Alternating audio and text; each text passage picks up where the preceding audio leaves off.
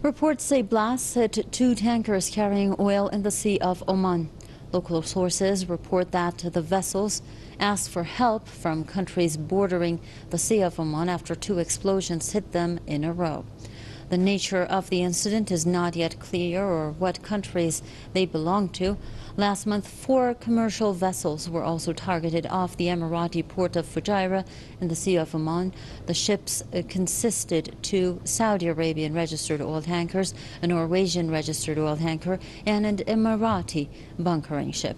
They sustained significant damage. Abu Dhabi described the incident as an act of sabotage. Tensions are high in the region. About a fifth of the oil that is consumed globally passes through this area. Now, as you can see, we have some additional information coming through. Local sources have said that 2 explosions in a row were observed in the Sea of Oman. As we've told you, 2 vessels have been targeted. We still don't have many details about that, but to discuss that further, we're joined by Mr. Jason Unruh, political commentator who is joining us live from Ontario. Mr. Unruh, now these blasts are coming just a few weeks after the act of sabotage, as the UAE called it, off its coast when 4 vessels were targeted back then. Why do you think these incidents are happening? As far as Fujairah is concerned, they're trying to blame Iran for what happened there. Today we're hearing more explosions. It seems that they're trying to increase tensions in the region.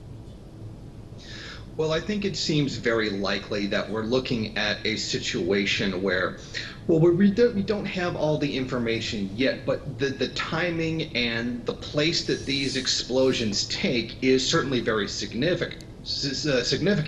Now, the Gulf of Oman is mostly bordered by Iran itself, and this comes as the UAE not so much directly accused Iran of being behind the attacks, but other people have. So this is a very sensitive area where even if something small happens, it happens in a place that is very dangerous given the political ramifications of anything that takes place in the region. Now, while we don't yet know exactly what has happened, this could be a simple accident, or this could be, another act of sabotage.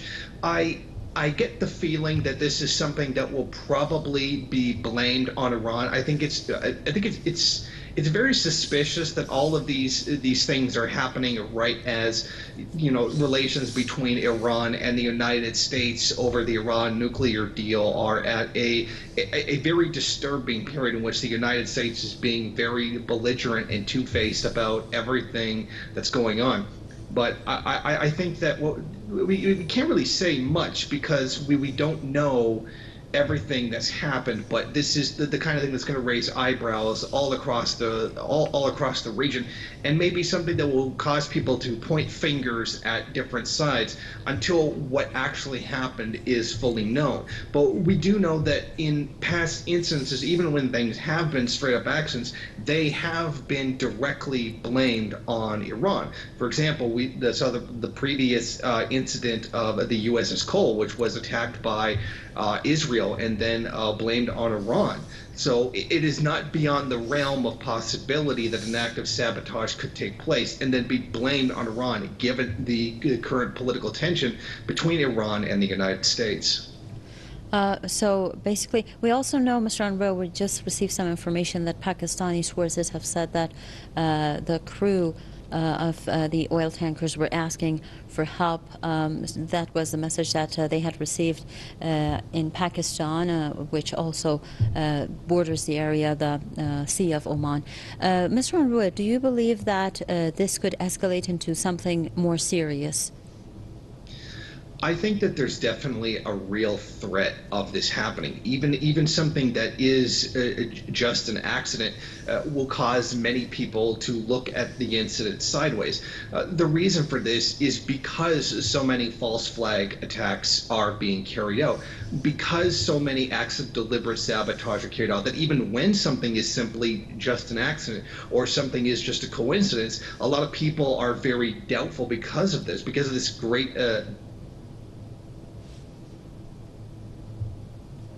thanks to imperialist meddling in the actual region itself. Much of it aimed directly at Iran itself. So when you have a very dangerous situation like this, even a simple spark could start off a powder keg. But hopefully, sides will keep a calm head until the facts about this situation are known.